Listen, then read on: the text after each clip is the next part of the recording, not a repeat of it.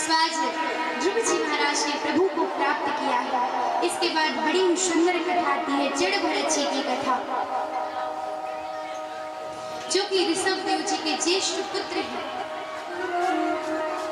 आसक्ति के कारण, हिरण से आसक्ति हुई, जिसके कारण उनको भी हिरण बनना पड़ा।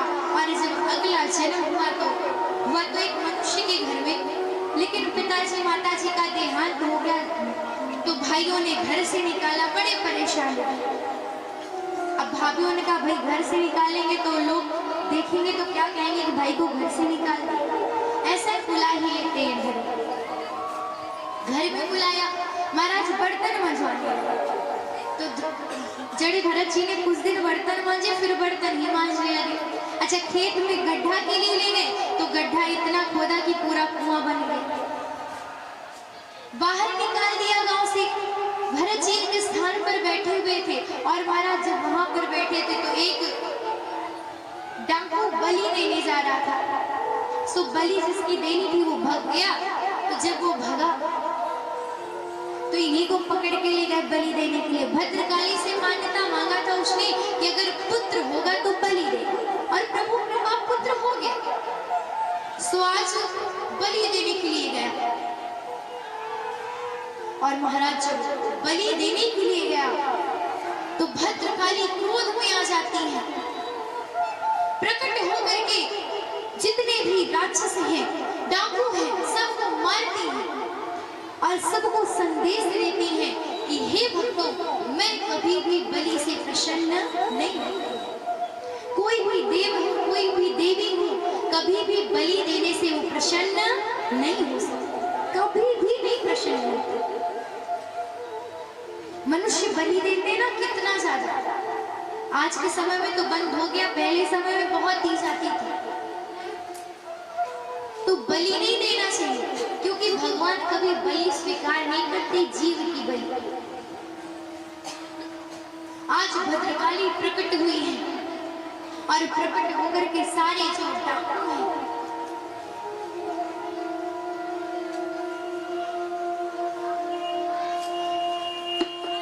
सबको परास्त कर दिया है। इसके बाद में आज महाराज जड़ भरत जी वहां चुपचाप चले आए।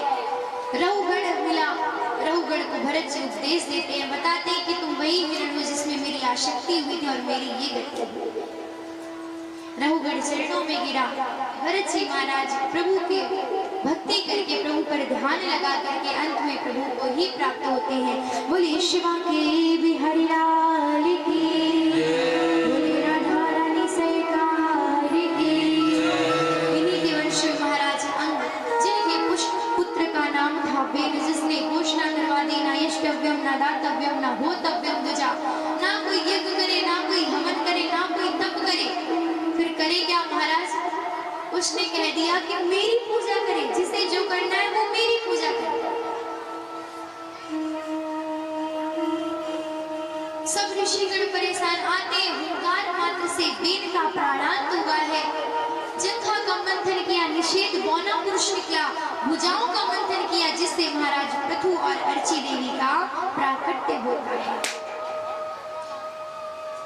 महाराज पृथु जो प्रभु की तपस्या करते हैं, यज्ञ करते हैं, और जब प्रभु प्रकट हुए तो उनसे 10,000 कान मांगते हैं। कितने? 10,000। अब कल्पना कीजिए किसी के 10,000 कान हो जाए तो कैसा दिखेगा? प्रभु ने कहा भाई 10,000 कान देंगे तो तुम मनुष्य संरचना के खिलाफ हो जाओगे, तुम्हारा ये जो शरीर है विरुद्ध हो जाएगा। फिर महाराज मुझे तो आपकी कथा सुनना है और मैं आपकी कथा सुनते सुनते थकू ना, इसीलिए मुझे 10,000 कान। स्वाज जब इस प्रकार प्रार्थना की है तो प्रार्थना करने पर प्रभु ने 2 कानों में 10,000 कानों की श्रवण शक्ति दी। और इन्हीं महाराज पृथु के नाम से ये जो धरती माता, इनका नाम पृथ्वी पड़ा है। बोलिए पृथ्वी मैया। इसके बाद महाराज प्रियव्रत जी की सुंदर कथा आती है, जिसमें प्रियव्रत जी को नारद जी समझाते हैं कि मनुष्य को सदैव सुंदर कर्म करने चाहिए। पुरंजन उपाख्यान के माध्यम से समझाया है कि किस प्रकार से मनुष्य इस संसार में जन्म लेता है और जन्म लेकर के आसक्त होता है, क्योंकि जैसे ही जन्म हुआ भूमि परत भाटावर पानी, जैसे ही जन्म हुआ तीन जीव ही माया लिपटानी। महाराज जन्म लेते उसके अनेकों संबंध स्थापित होते हैं, कोई माता, कोई पिता, कोई भाई, कोई बहन, अनेकों रिश्ते, अनेकों संबंध।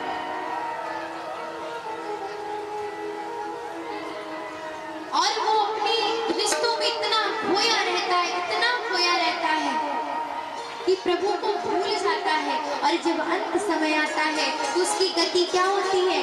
हार जड़े जिस लाकड़ी, केस जले जस घास, सोने जैसी काया जल गई को नायो पास। ये जो शरीर की हड्डियां है ना, लकड़ी की तरह जलती है। ये जो केस है ये घास की तरह जलते हैं, पूरा शरीर नष्ट हो जाता है। महाराज कोई नहीं पास में आता। मनुष्य जीवन पर्यंत माया में फंसा रहता, उलझा रहता है। अच्छा, आपने सिकंदर का नाम सुना है कभी? दादाजी सिकंदर का नाम सुना है कभी? इधर किसी ने सुना है सिकंदर? सिकंदर एक डाकू था। ध्यान से सुनिएगा। जीवन भर खूब चोरी की, खूब डकैती की, और जब इसका अंत समय आया ना तो वैद्य जी ने कहा कि देखो भैया, तुम्हारे पास अब ज्यादा समय नहीं है। ध्यान से सुनिए कथा। क्या कहा वैद्य जी ने? तुम्हारे पास ज्यादा समय नहीं है। सिकंदर ने कहा महाराज ऐसा है, आप खूब धन ले लीजिए मुझसे और मेरे प्राणों को मुझे वापस कर दीजिए। मेरी सारी संपत्ति ले लीजिए वैद्य जी, मेरा सारा धन ले लीजिए, परंतु मेरे प्राणों को बचा लीजिए, मैं मरने ना। वैद्य जी ने कहा तुम धन संपदा कुछ भी दे दो, लेकिन तुम बच नहीं सकते हो। तो सिकंदर ने उसी समय एक बात कही। क्या कहा? कि जब वो मरे तो उसके हाथ नीचे लटका दीजिए। क्या किया जाए? जब वो मरे तो हाथ नीचे लटका दीजिए। अच्छा, ऐसा उसने क्यों कहा था? उसने इसलिए कहा क्योंकि वो सबको संदेश दे रहा था कि जिस धन के पीछे वो जीवन भर भागता रहा, डकैती करता रहा, चोरी करता रहा, अंत में महाराज उसका वो जो धन था, 1 रुपए सिक्का भी उसके हाथ से जा रहा है, उसके साथ नहीं जा रहा है। इसीलिए खाली हाथ को दिखा रहा था कि मनुष्य जाग जाओ, खाली हाथ आए हो, खाली हाथ जाओगे, बस अपने कर्मों को लेकर के आए हो और कर्मों को लेकर के ही जाओ।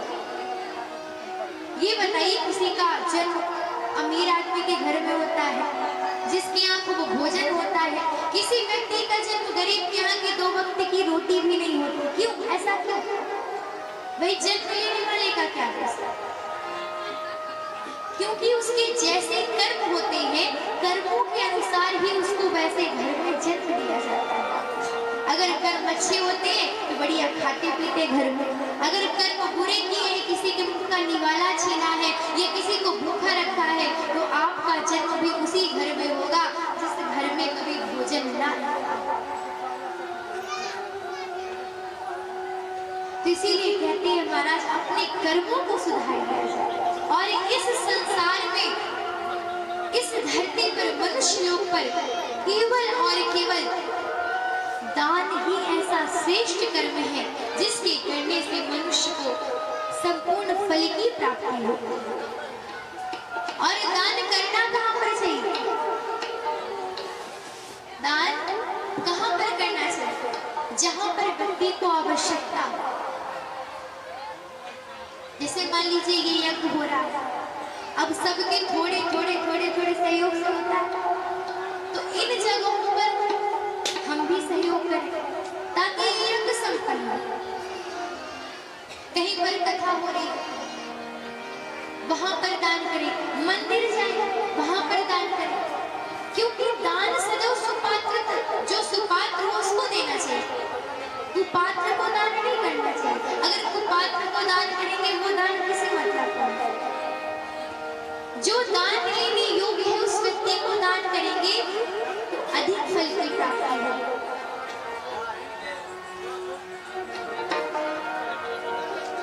नहीं तो पूरा जीवन बीत जाएगा और कुछ भी प्राप्त होने वाला नहीं है। मनुष्य प्रातः में उठता है, उठ करके अपने काम को करेगा और भक्ति करना भूल जाएगा। अच्छा ये बताइए, क्या मनुष्य भोजन करना भूलता है? कौन कौन भूलता है भोजन करना? अच्छा, एक लोग के हाथ उठे और बाकी लोग नहीं भूलते। तो भाई भोजन करना क्यों भूल जाते हैं? अरे भगवान नाम का जो धन है, राम नाम का जो धन है, जितना लूट सके जीवन में लूट लीजिए, क्योंकि बार बार मौका मिलने वाला नहीं है। राम नाम की लूट है, लूट सके तो लूट, और अंत समय पछताएगा जब प्राण जाएंगे छूट। जिन्हें नाम प्यारे उन्हें नाम दे दो, जिन्हें नाम प्यारे उन्हें नाम दे दो, मुझे राम प्यारे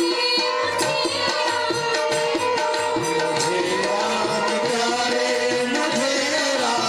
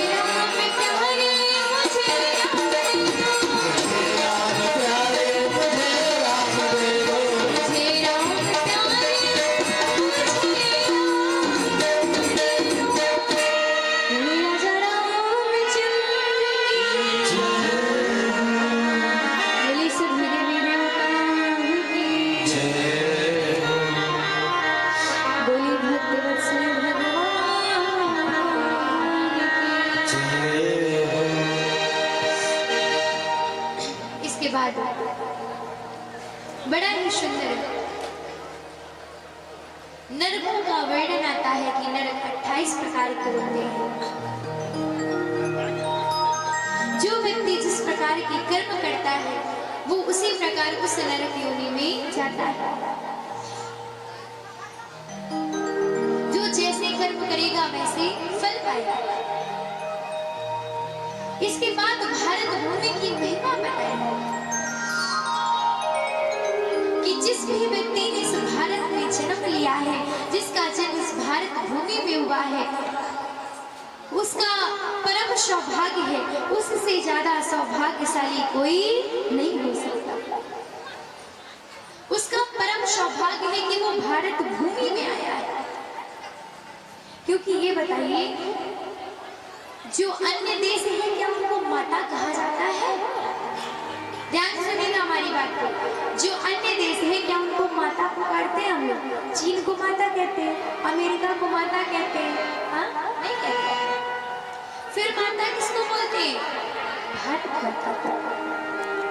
इसीलिए हम सभी के हृदय में अपनी भारत माता के प्रति प्रेम अवश्य होना चाहिए, भाव अवश्य होना चाहिए। क्योंकि जिसके हृदय में अपनी भारत माता के प्रति प्रेम नहीं है, उसका जीवन, उसका पूरा जीवन बेकार है। जो भरा नहीं है भावों से बहती जिसमें रसधार नहीं, हृदय नहीं वो पत्थर है जिसमें स्वदेश का प्यार नहीं। वो हृदय नहीं है, वो तो पत्थर है जिसमें अपने स्वदेश के प्रति कोई प्रेम नहीं है। इसीलिए हम सभी को सदैव भारत माँ का सम्मान करना चाहिए। क्योंकि एक हमारी जन्म देने वाली माँ, एक हमारी पृथ्वी माँ और एक हमारी भारत। बोलिए भारत माता की, बोलिए भारत माता की। इसके बाद बड़ी सुंदर अजामिल की कथा आती है। नाम सुना है पहले कभी? अजामिल का नाम नहीं सुना? किसी ने भी नहीं सुना? यजमान जी, यजमान जी व्यवस्था ना देखें, आप कथा सुने।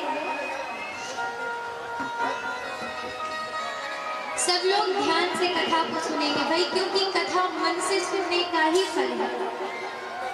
इधर उधर मन भटकेगा, मेला में पहुंचेगा तो फिर फल नहीं मिलने वाला है। आज वैसे ही भी कितना अच्छा दिन है, आज तो प्रभु आए और कल से प्रकृति भी बहुत प्रसन्न है हम सभी के ऊपर। इतनी सुंदर मंद मंद वायु चलती है भाई, क्योंकि वैसे तो गर्मी भी लग सकती थी, लेकिन वायु चल रही है तो गर्मी का कोई सवाल ही नहीं। जो नेचुरल हवा है, इससे अच्छा तो कुछ भी नहीं। आप लोग पूरे ध्यान के साथ कथा का श्रवण पान करेंगे। बिल्कुल भी इधर उधर मत देखिएगा, ध्यान से, क्योंकि ये जो अजामिल उपाख्यान की कथा है इससे बहुत शिक्षा मिलती है मनुष्य को। तो आप सभी ध्यान से कथा का श्रवण पान करेंगे। अजामिल कानपुर के पास एक नगरी पड़ती जिसका नाम है कन्नौज। अच्छा, कानपुर तो जानते ही होंगे, जानते हैं? कानपुर के पास ही नगरी है कन्नौज, जहाँ पर एक कानपुर ब्राह्मण है जिसका नाम है अजामिल। अच्छा, पहले माता पिता की खूब सेवा करता था, लेकिन एक दिन इसने वैश्या को देख लिया वन में। कहाँ देखा? और जब महाराज वन में वैश्या को देखा तो इतना आसक्त हो गया, इतना आसक्त कि कुछ भी कार्य करता तो वैश्या ही दिखाई। बैठे तो वैश्या दिखाई दे, उठे तो वैश्या दिखाई दे, कुछ भी करे बस वैश्या ही दिखाई दे। इतना आसक्त हुआ वैश्या।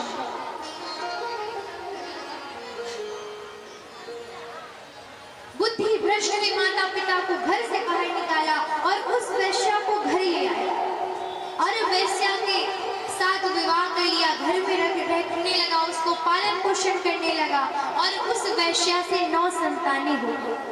10वीं संतान गर्भ में थी। तो एक बार की बात है कि कुछ ब्राह्मण संत देव जी भ्रमण करते करते कान उच्च, जो ये ब्राह्मण है जामिल, इसकी नगरी है कन्नौज। यहाँ कन्नौज नगरी में पहुंचते हैं। पूछा कि ये बताओ कोई अच्छा ब्राह्मण रहता है जिसके यहाँ भोजन कर सके, क्योंकि हम सभी तीर्थ में जा रहे हैं। तो बच्चों ने उपहास में कह दिया हाँ हाँ बहुत अच्छा ब्राह्मण है जिसका नाम है अजामिल। अब सब संत जन पहुंच गए। अच्छा, अजामिल क्या करता था भाई? वैश्या के पालन पोषण के लिए धन भी चाहिए, चोरी किया करता था, डकैती करता था। तो जब संत जन अजामिल के घर पहुंचे महाराज, तो आज दरवाजा खटखटाया। क्या किया? दरवाजा खटखटाया। तो वैश्या ने दरवाजा खोला। हाँ महाराज बताइए। देवी, हमने सुना है आप बहुत अच्छे ब्राह्मण हैं और हमने निश्चय किया है कि आज का भोजन हम आपके यहाँ करेंगे, कल प्रातः में तीर्थ यात्रा में। देवी ने कहा महाराज ऐसा यहाँ कोई भोजन वोजन नहीं मिलेगा। अब कैसे बता दे कि मैं वैश्या हूँ? संतों ने कहा हमने जहाँ पर निश्चित कर लिया हम वहीं पर भोजन करेंगे। संतों ने हट की तो वैश्या अंदर गई और कच्चा सीधा सीधा समझते हैं, कच्चा दाल, कच्ची दाल, कच्चा चावल और आटा ला करके दे दिया। संतों ने खूब बढ़िया प्रेम से भोजन बनाया और हरि कीर्तन करते हुए भोजन तैयार किया, भोग लगाया। भोग लगा करके महाराज 2 थाली अजामिल के घर भी भेजे। कहा कि आप दोनों लोग पा लीजिए और खुद आराम करने लगे संत जन भोजन प्राप्ति करके। जब अजामिल रात में घर आया, उसने देखा कि संत जन पड़े हैं। विचार करता है कि अरे मैं तो आज फालतू में बाहर था, यहाँ से मुझे धन मिल जाता, इतने संत हैं। पत्नी ने हाथ पकड़ा, ले गई अंदर। अच्छा, अजामिल की आदत थी कि बाहर तो सबको डरवाता था, वो घर में खुद की पत्नी से डरता था। बाहर सबको डरवाए, घर में खुद की पत्नी से। हाँ ऐसा होता है हमारे भैया जी लोग भाभी से खूब डरते हैं। आप लोग डरते हैं कि नहीं? हाँ? अच्छा आपको एक मंत्र बताएं जिससे भाभी जी लोग कंट्रोल हो जाए, आपके बस में हो जाए। वशीकरण मंत्र है। हाँ? किसे किसे चाहिए बताइए? आप लोगों को भी बताएं, भैया जी लोग वश में हो जाएंगे। हाँ? नहीं जानना? अच्छा, किसे किसे जानना है? अच्छा, किसी को नहीं जानना। अच्छा, पीछे जानना है कुछ लोग। इधर किसको जानना है जिससे भाभी जी वश में हो जाए? अरे नहीं तो हाथ तो उठाइए कि हाँ जानने की उत्सुकता है। नहीं फिर क्यों बताएं? अगर नहीं जानना है तो फिर क्यों बताएंगे? अगर जानना होगा तभी बताएंगे। तो बताइए जानना है कि नहीं जानना? अच्छा चलिए, यजमान जी ने हाथ उठा दिया। एक जगह ऐसे हम पूछ रहे थे तो एक बाबा जी थे, तो सबने तो हाथ उठा दिया कि हाँ हमें जानना है, हमें जानना है। एक बाबा जी ने हाथ नहीं उठाया। हमने कहा बाबा जी आप क्यों नहीं हाथ उठा रहे? तो बोले कि हाथ इसलिए नहीं उठा रहे हैं क्योंकि आपकी दादी जी ने बोला कथा सुन के सीधे घर आओ, बाकी कहीं नहीं जाना। हमने कहा चलिए ये भी बढ़िया है। अच्छा मंत्र सुन लीजिए, बता दें।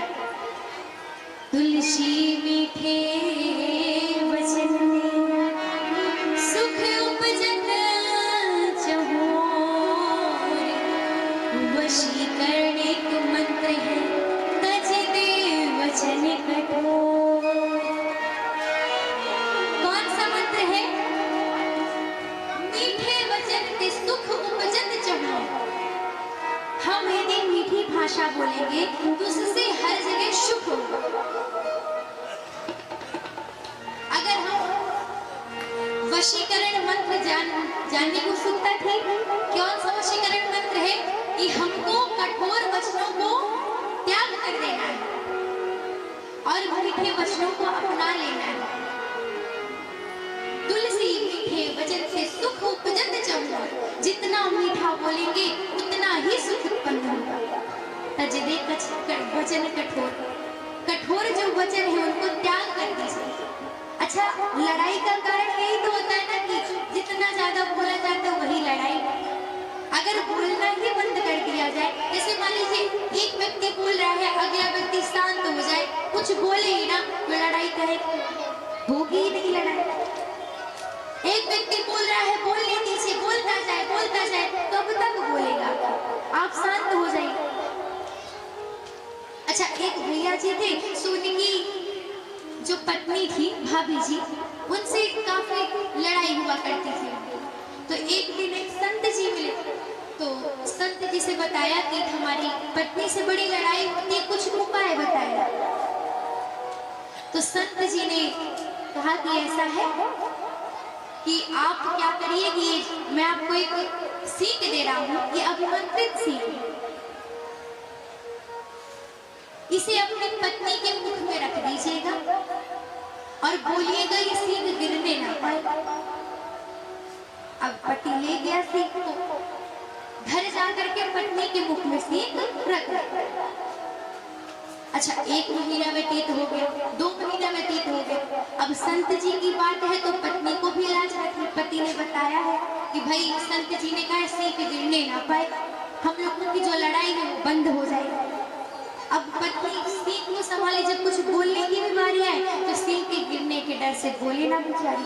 अच्छा, बोले ना तो खूब बढ़िया, दोनों प्रसन्न रहे। अब कुछ दिन के बाद जब संत जी हुए तो संत जी से व्यक्ति कहता है, महाराज आपने को जो सीख दी थी ना, अभिमंत्रित करके जो सीख दी थी, इतनी अच्छी सीख थी कि हम लोगों की लड़ाई। अब संत जी हंसने लगे। व्यक्ति ने कहा कि महाराज आप हंस क्यों रहे हैं? तो बोले वो कोई अभिमंत्रित सीख नहीं, वो तो मैंने ऐसे सीख दे दिया था कि सीख मुंह में रहेगी ना, मुंह खुलेगा ना, लड़ाई होगी। तो लड़ाई का कारण है हमारा मुंह खुलना। अगला व्यक्ति बोले बोल जाए, हमें क्या करना है? नहीं तो फिर आप भोजन करने बैठोगे, बढ़िया बेलन मिलेगी। जैसे एक भैया जी भोजन करने बैठे तो मुंह से निकल गया कि क्या बात है भाग्यवान, आज घी नहीं लगा है रोटियों में। तो तभी अंदर से भाभी जी ने बेलन फेंका। उन्होंने क्या कहा था कि रोटियों में घी नहीं लगा, तभी अंदर से बेलन आ गई। अब बेलन जाके सिर में लड़ी तो सिर में फूल आया। अच्छा, बाहर निकले, दोस्त मिले, दोस्त ने पूछा क्या बात है, ये सूजन कैसे आ गई? तो बताया कि थोड़ा दिक्कत है। तो दोस्तों ने कहा इसमें घी लगा लिया होता। तो कहते सब घी की ही तो कहानी है।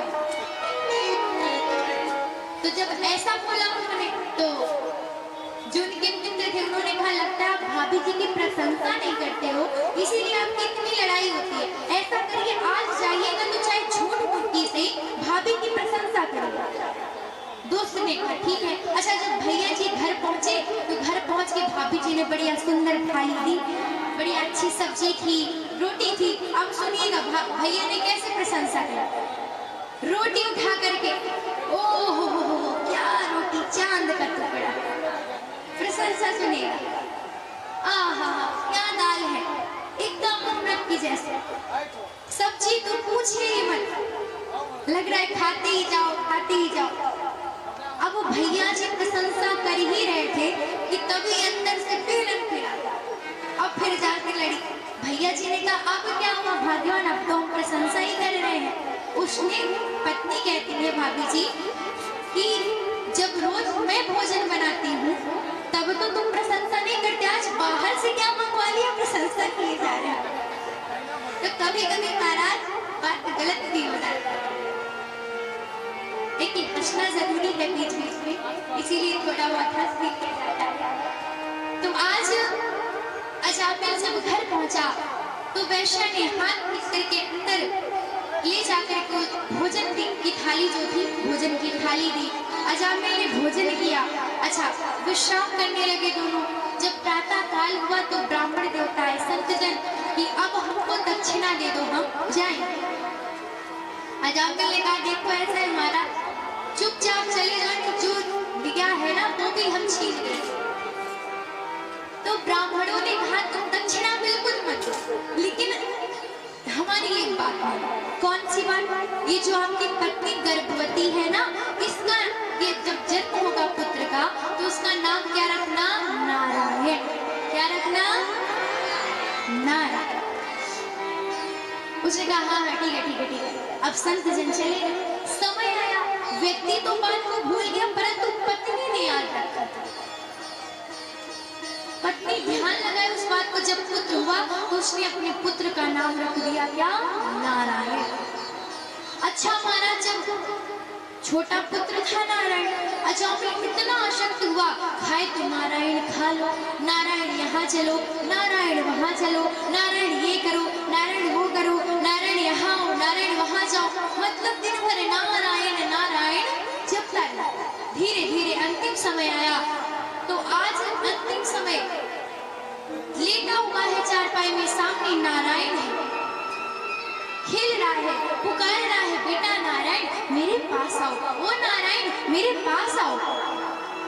महाराज उस नारायण ने तो नहीं सुना, इधर दूध लेने आए थे, ऊपर बैठे नारायण ने सुन लिया। पार्षदों को कहा जाओ और जाकर के मेरे भक्त को लेकर के आओ। पार्षदों ने कहा महाराज आपको नहीं पुकारना, हो अपने पुत्र को। भगवान नारायण ने कहा पहले नारायण में क्यों? पार्षदों ने कहा आप तो फिर जाओ। महाराज पार्षद आए, धक्का दे करके दूतों को अजामिल को लेकर के प्रभु के धाम चले।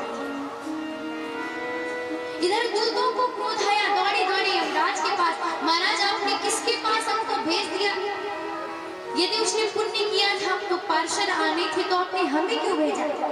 तो आज यमराज ने दूतों को बहुत सुंदर बात बताई। क्या कहा कि मरते समय जिसके गले में तुलसी की माला हो, मस्तक पर तिलक लगा हो, जिसने मरते समय प्रभु का नाम लिया हो जीवा से, तुम कभी भी उसको मेरे पास लेकर के नहीं आओ, कभी भी तुम उसको मेरे पास नहीं लाओ। तो ये बताइए यहाँ पर किसने किसने तुलसी की माला पहनी? किसी ने भी नहीं। आजकल तो ऑनलाइन भी मिलती है, हर जगह मिलती है, आप लोग कोशिश करिए मिल जाएगी। सब लोग धारण कीजिए, क्योंकि जब हम लोग भोग लगाते हैं तो तुलसी का पत्ता डालते हैं ना, क्यों डालते हैं? कुछ कारण होगा कि भोग लगाते समय तुलसी का पत्र डालते हैं। कुछ तो कारण होगा उसका, बताइए। कहते हैं कि जब भोग में तुलसी का पत्र पड़ता है तो भोग हमारा पवित्र हो जाता है। तो जब हमारे कंठ में तुलसी रहेगी, हम भोग पाएंगे, प्रसाद पाएंगे, तो जब वो भोजन कंठ से नीचे उतरेगा तो वो भी पवित्र हो जाएगा। ये फायदे हैं तुलसी के माला। और आजकल का समय ये है कि लोग तिलक लगाने से डरते हैं। अरे आप बिल्कुल बड़ा तिलक मत लगाइए, छोटा सा लगाइए, छोटी सी बिंदी रखिए। लेकिन तिलक लगाना सबको बहुत जरूरी है, सबको तिलक अवश्य धारण करना चाहिए, जरूर लगाना चाहिए। अगर मरते समय तिलक लगा रहेगा, कंठी की माला रहेगी, तो कभी भी आप यमलोक नहीं जाओगे, प्रभु को प्राप्त करोगे। और देखिए किस प्रकार से आज नारायण नाम लेने पृथ्वी की ओर देखता तो पृथ्वी भोजन दे देती थी। देवता बड़े परेशान हुए। प्रभु ने कहा चिंता मत करो, मेरा भक्त प्रहलाद है ना, मैं उसकी रक्षा के लिए अवश्य अवतरित होगा। प्रहलाद जी बड़े हुए, शिक्षा के लिए संडा मर्क जी के यहाँ भेजा गया। जब संडा मर्क जी के यहाँ भेजा गया तो महाराज प्रहलाद जी का जन्मदिन पड़ा, सो घर लाया गया। तो जब आज घर लाए तो पिताजी ने पूछा बेटा ये बताओ तुमने स्कूल में क्या शिक्षा प्राप्त करी है? तो प्रहलाद जी ने कहा कि मैंने स्कूल में शिक्षा प्राप्त करी है श्रवणम कीर्तनम विष्णु स्मरणम पादसेवनम अर्चनम वंदनम दास्यम सख्यात्मनिवेदनम इति पुरुषार्पिता विष्णु भक्तिशे नवलक्षणा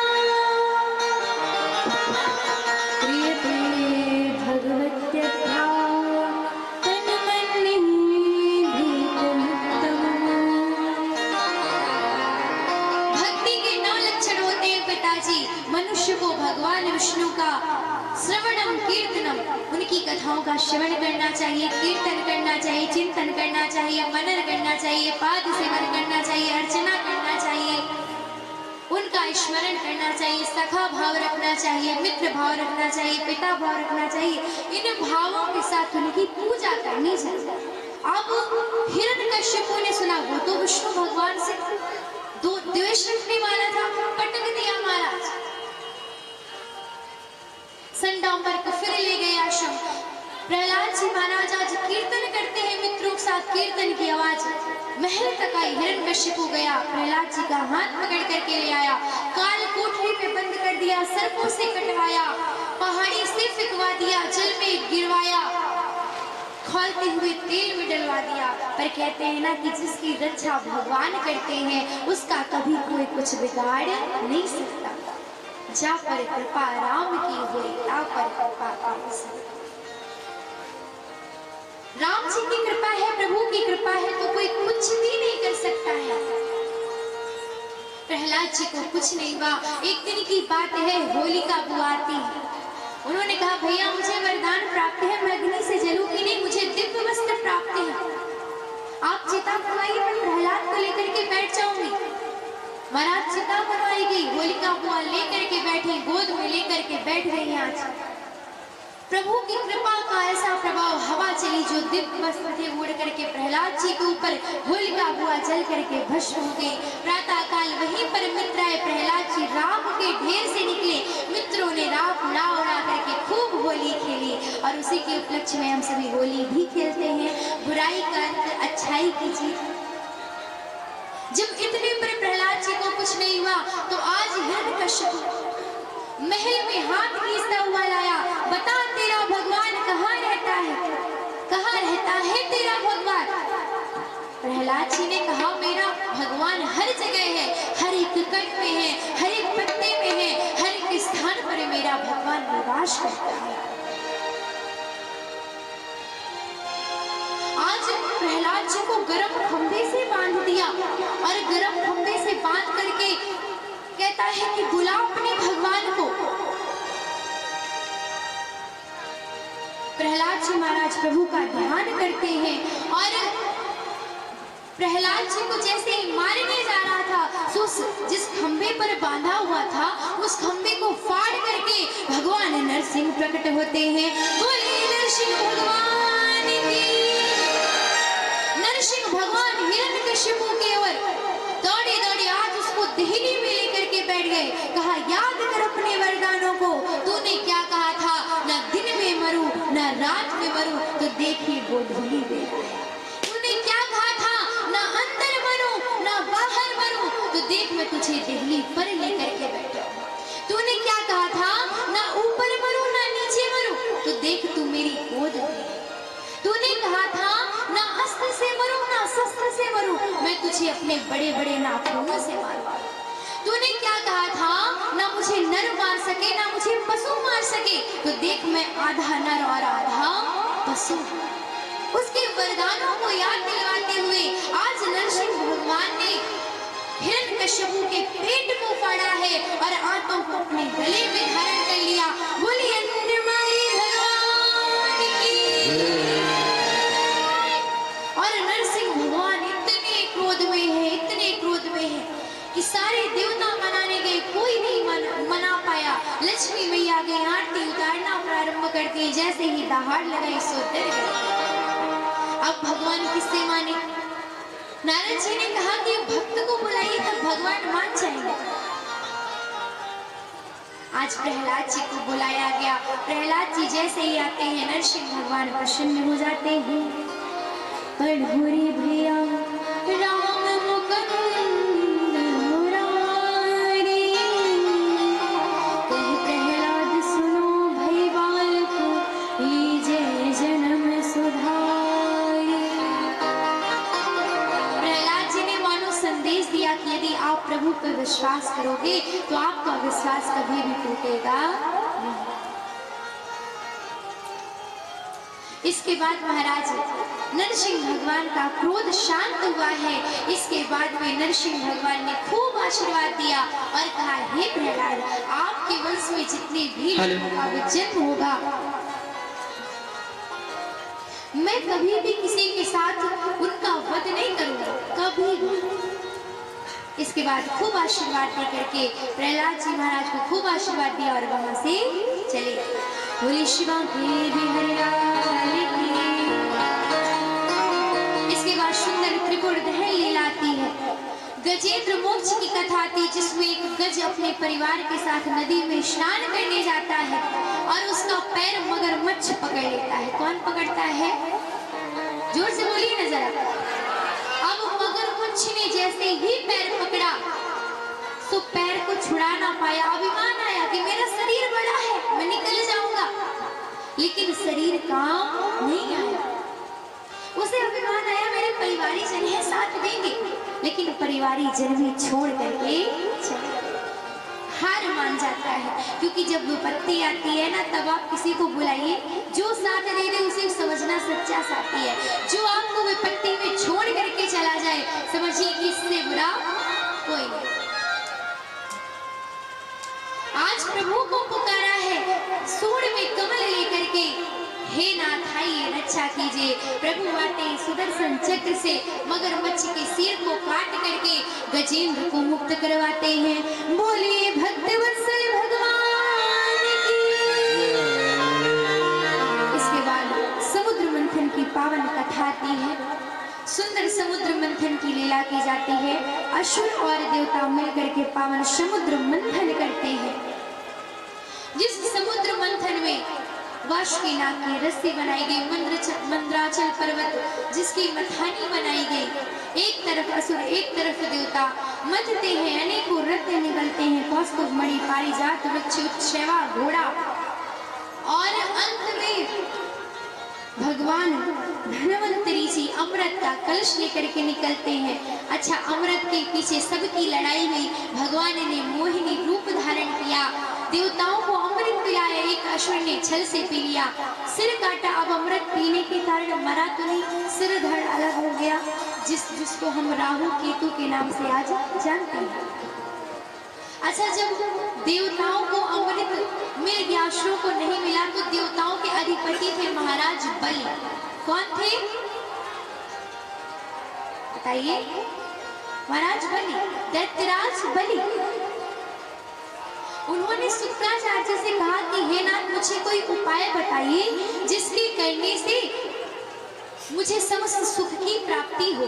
तो शुक्राचार्य जी ने कहा कि आप ब्राह्मणों की सेवा कीजिए, संतों की सेवा कीजिए, यज्ञ कीजिए। अब महाराज बलि ने इसी प्रकार का नियम बना लिया। खूब यज्ञ करते, खूब दान करते, खूब तप करते, जिसके प्रभाव से बलि का अधिपत्य इंद्रासन पर हो गया। अब जो देव माता जब इंद्रासन पर अधिपत्य हुआ, तो जो देव माता अदिति जी हैं, उनसे ये सब देखा ना। अपने पति कश्यप के पास गई, कहा कि महाराज कृपा कीजिए। उन्होंने पुंसवन व्रत बताया, और जब पुंसवन व्रत बताया अदिति मैया करती है, जिसके प्रभाव से, जिस व्रत करने के प्रभाव से सुंदर समय आता है, प्रभु आशीर्वाद देते हैं, कहते हैं समय आने पर मैं तुम्हारे गर्भ से जन्म लूंगा। भाद्रपद मास की शुक्ल पक्ष की द्वादशी तिथि को अभिजित मुहूर्त में माता अदिति के गर्भ से भगवान वामन का अवतार होता है। बोलिए वामन भगवान की।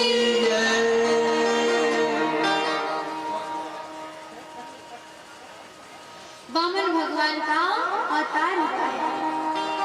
धीरे धीरे भगवान वामन बड़े हुए हैं, यज्ञोपवीत संस्कार करवाया गया, और यज्ञोपवीत संस्कार जब हुआ, समस्त देवी देवताएं और देवी देवता जब आए महाराज, तो किसी ने कुछ दिया, किसी ने कुछ दिया, किसी ने कमंडल दे दिया, किसी ने छत्र दे दिया। सबने अपना अपना आशीर्वाद दिया है, क्योंकि भगवान वामन ने अवतार क्यों लिया है? राजा बलि को छलने को। देवी देवताओं ने खूब आशीर्वाद दिया और आशीर्वाद दिया है। इसके बाद में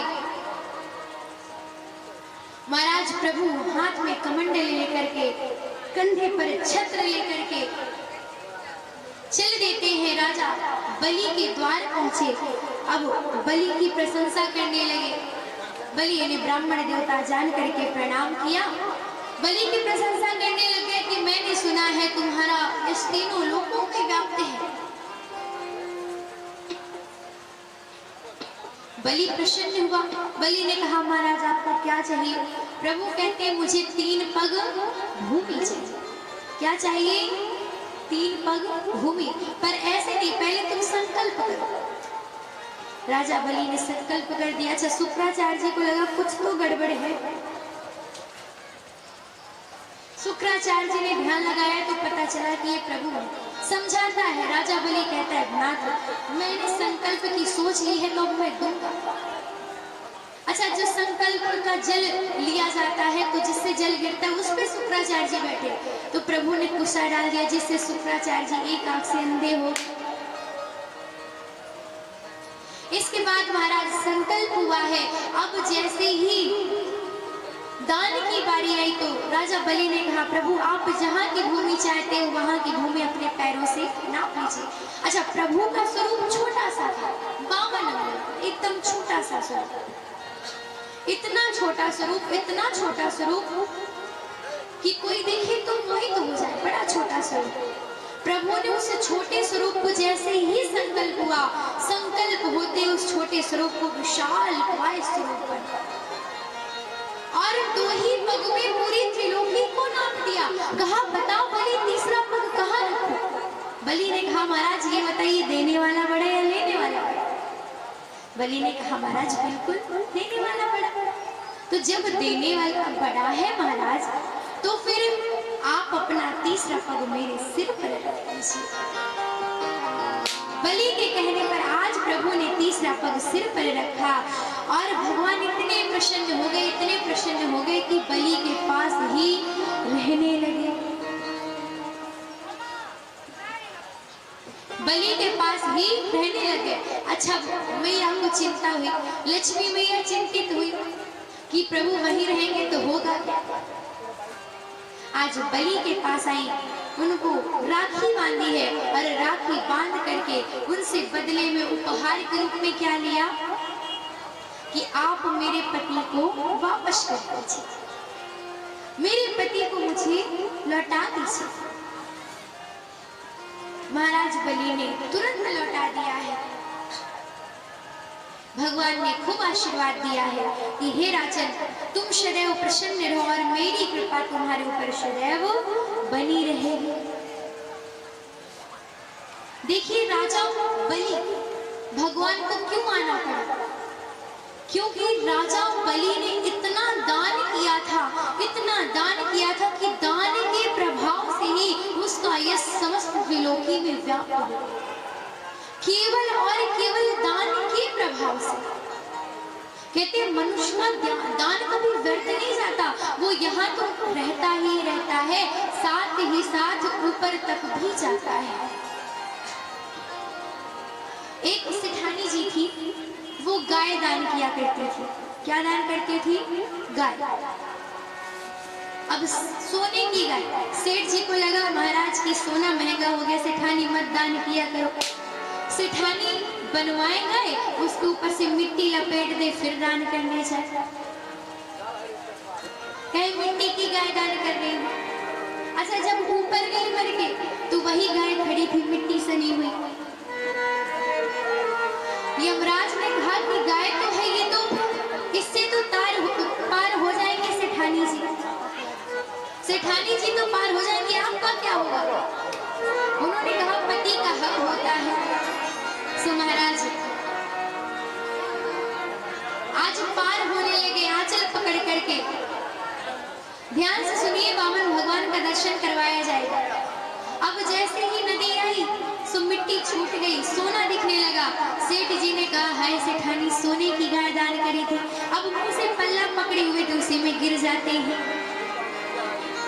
और सेठानी पार हो जाती हैं। तो इसीलिए कहते हैं हमारा दान यहाँ तो रहता ही रहता है, साथ ही ऊपर तक जाता है। सो आज प्रभु किस प्रकार झलने आए हैं, हम सभी सुंदर दर्शन करेंगे वामन भगवान का।